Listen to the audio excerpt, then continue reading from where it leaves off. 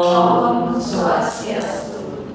Oke, pada hari ini kita sudah masuk ke pertemuan yang ke-12. Nah, jadi sekarang kita akan masuk ke pembahasan teknik public speaking. Nah, minggu kemarin kita sudah membahas bagaimana dasar-dasar dari public speaking. Jadi sekarang kalian harus memahami seperti apa teknik public speaking. Karena dalam prakteknya kita harus memahami bagaimana tips-tips agar kita menjadi seorang public speaking yang baik. Nah, jadi sekarang sebelum saya membahas lebih lanjut lagi tentang teknik public speaking, kita tentunya harus mengulang lagi apa sebenarnya public speaking tersebut. Ya, jadi ini untuk mengingatkan saja apa sih sebenarnya public speaking yang sudah kita bahas di minggu-minggu lalu. Nah, jadi public speaking itu artinya tentunya komunikasi yang dilakukan dengan menyampaikan informasinya kepada audiens, yaitu khalayak ramai atau yang disebut dengan audiens. Oke, setelah saya memberikan pengantar untuk pemahaman kita tentang public speaking, sekarang kalian saya tugaskan untuk menonton video, gampang kan? Tetapi kalian harus menganalisa hasil video yang kalian tonton. Oke, setelah kalian sudah menonton video tadi, jadi apa hasil analisa yang kalian dapatkan? Sekarang saya suruh mahasiswa yang saya ajak dari absen ini. Nah, jadi surprise siapa yang akan menjelaskan hasil analisa dari video yang kalian sudah tonton. Oke, nama pertama yang harus menganalisa Igusti Ayu Ari Tusdini, silakan. Jadi menurut saya setelah saya menonton video tersebut, perempuan tersebut selain sudah menguasai materi yang disampaikan, juga dari intonasi maupun vokalnya juga sangat bagus, sehingga audiens mampu dengan mudah memahami materi yang telah dijabarkannya. Kemudian dari segi penampilannya juga sangat memperlihatkan keprofesionalan dari seorang public speaker tersebut. Jadi para audiensnya juga tidak akan meragukan keprofesionalan dari public speaker-nya.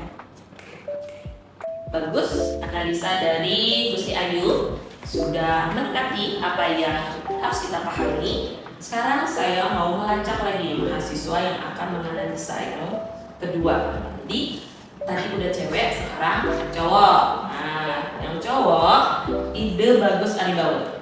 Silakan menganalisa. Baik, jadi setelah saya menonton video yang sudah ditampilkan tadi, dapat saya simpulkan bahwa wanita yang sedang melakukan public speaking itu terlihat sangat menguasai materi yang dia sampaikan dan terlihat dia mampu menguasai situasi lapangan pada saat itu. Oke, tepuk tangan untuk kita semua. Dari hasil analisa yang sudah kalian lakukan tadi, jadi kita akan membedah konsep 3V. Nah, dalam public speaking, konsep 3V itu adalah visual, verbal, dan voice. Nah, pembahasan pertama tentang visual. Nah, visual ini apa yang ditampilkan oleh seorang public speaking. Dari apa? Video yang kalian sudah tonton tadi, penampilan seorang wanita itu sangat luar biasa. Dia mampu menampilkan karakteristiknya. Penampilannya sangat sopan dan mampu meyakini audiensnya. Kemudian gerak tubuhnya, kanan kiri berjalan menguasai stage, menguasai panggung. Dan itu juga salah satu teknik public speaking yang harus dikuasai oleh seorang pembicara. Nah, kemudian bagian V yang kedua adalah verbal. Nah, verbal adalah kata-kata informasi yang disampaikan oleh public speaking. Jadi, informasi yang disampaikan harus benar-benar jelas, terpercaya agar audiensnya mempercayai dan meyakini apa yang disampaikan. V yang ketiga adalah voice. Nah, voice ini bagaimana penekanan kata-kata yang disampaikan. Tadi di video juga terlihat jelas bahwa wanita itu benar-benar menitik tekankan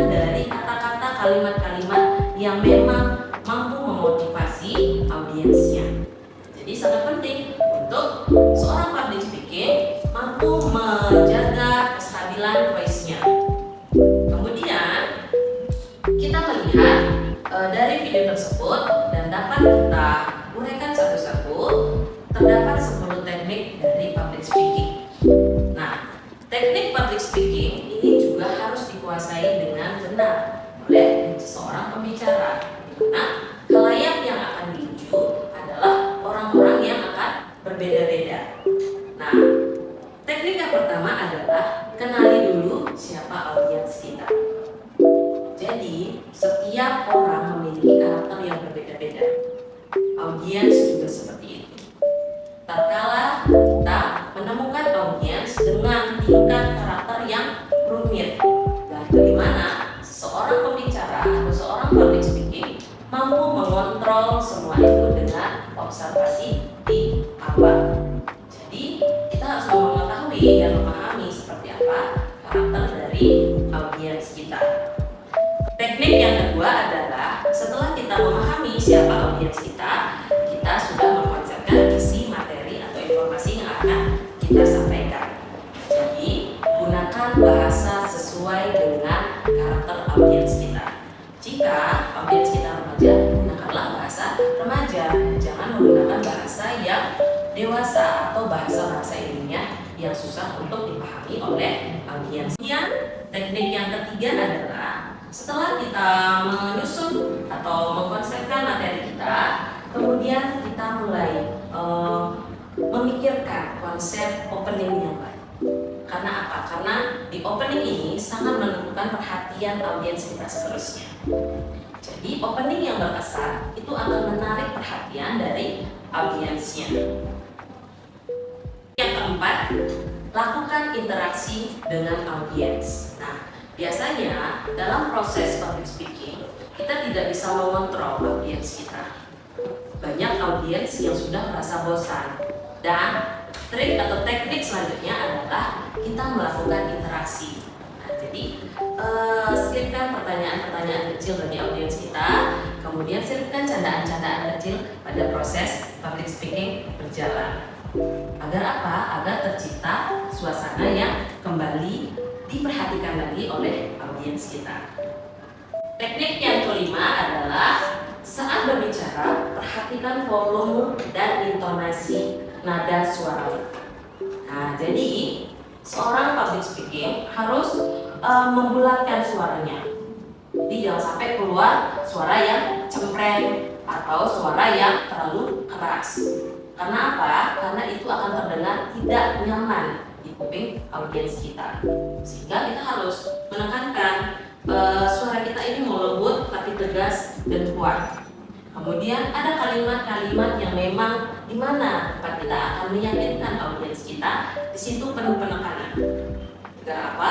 Agar mampu mempersuasi audiens kita sehingga apa tujuan dari penyampaian informasi kita itu dapat tercapai.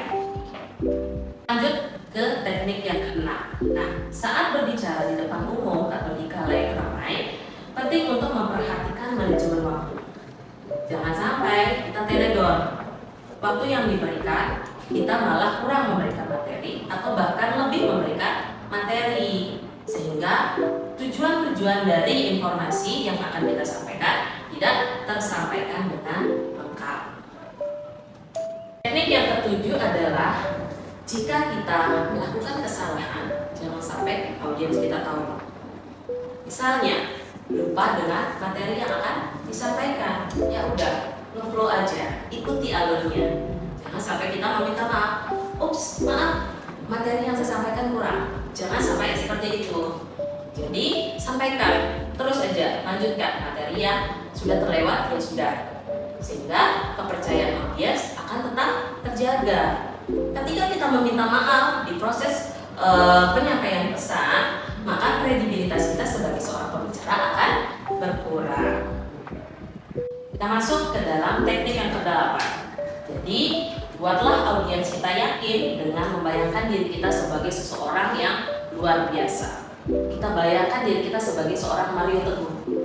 Jadi kita percaya diri. Dengan kepercayaan diri yang tinggi, maka kita mampu mempersuasi audiens kita. Teknik yang kesembilan adalah cara mengatasi gugup. Jadi kita sudah nggak bisa yang namanya menghindari rasa gugup grogi. Karena apa? Karena kita manusia biasa. Jadi seorang pembicara yang sudah jam terbang tinggi pun pasti akan pernah merasakan rasa grogi dan gugup. Bagaimana cara mengatasinya? Jadi kita manajemen diri kita. Kelola pikiran kita, selalu berpikir positif. Untuk apa? Untuk merilekskan otak kita agar tidak tegang. Karena otak yang tegang akan mengeluarkan gerakan-gerakan kegugupan di dalam tubuh kita. Dan gerakan bagian tangan kalian dengan gerakan-gerakan kecil ini akan meminimalisasikan gugup. Masuk ke dalam teknik yang ke-10, di mana seorang public speaking harus atau mampu mengkonsepkan closing yang baik. Nah, di mana pada saat menutup pembicaraan di depan umum itu harus kita mampu menyimpulkan apa materi yang sudah kita sampaikan dari awal sampai akhir. Kemudian sampaikan kata-kata bijak atau kata-kata motivasi pada audiens kita. Agar apa? Agar semua yang kita sampaikan kepada audiens kita mampu berkesan dan mampu melukiskan kesan yang baik di hati audiens kita. Semua materi sudah Ibu sampaikan pada hari ini. Jadi sekarang giliran kalian, paham nggak tentang materi yang sudah Ibu sampaikan? Siapa yang mau bertanya dan mahasiswa juga yang akan menjawab. Oke, siapa yang mau bertanya dulu? Oke, ada Rara dan Gus Wira. Silakan Rara terlebih dahulu untuk bertanya. Saya mau nanya, Bu, apa sih perbedaan retorika dengan public speaking? Dan bagus sekali dari Rara. Jadi, apa sih perbedaan dari retorika dan public speaking? Ayo, teman-teman yang lain siapa yang bisa menjawab?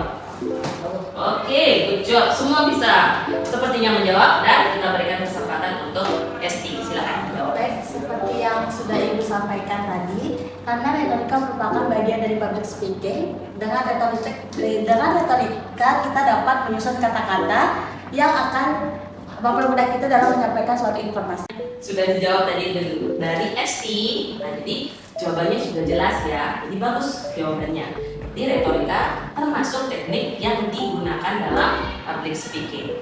Oke, penanya kedua, silakan Bu Sari. Jadi pertanyaan saya, ketika pada saat menyampaikan informasi ada audiens yang ribet, bagaimana cara menanganinya, Bu? Ya, nah ini pertanyaannya juga bagus. Sekarang siapa lagi teman-teman yang bisa menjawab? Coba, tangan semua. Iya, gitu dong. Semua pintar, semua bisa menjawab. Oke, Ibu sekarang memberikan kesempatan untuk kita menjawab pertanyaan dari Gus Ari. Berikan kesempatan untuk menjawab kita pertanyaan dari temannya tadi. Seperti yang Ibu jelaskan tadi, bagaimana kita cara mengatasi audiens agar tidak ribut. Nah, kita melakukan interaksi dengan audiens agar situasi kembali kondusif. Ya, bagus sekali jawabannya ya. Jadi seperti apa yang sudah saya jelaskan tadi di awal, bahwa kita tidak bisa juga mengkontrol audiens kita. Kadang-kadang juga ribut. Jadi kita bisa melakukan interaksi dengan audiens kita. Oke, sangat luar biasa hari ini. Tepuk tangan untuk kita semua. Nah, terima kasih untuk hari ini. Perkuliahan kita sangat luar biasa. Semoga apa yang saya sampaikan bisa nantinya kalian manfaatkan dan kalian implementasikan dalam kehidupan kalian masing-masing. Oke, kita akan berjumpa lagi minggu depan untuk materi yang lainnya. Untuk hari ini kita bisa tutup bersama-sama perkuliahan kita dengan mengucapkan Param Santi. Om Santi Santi Santi.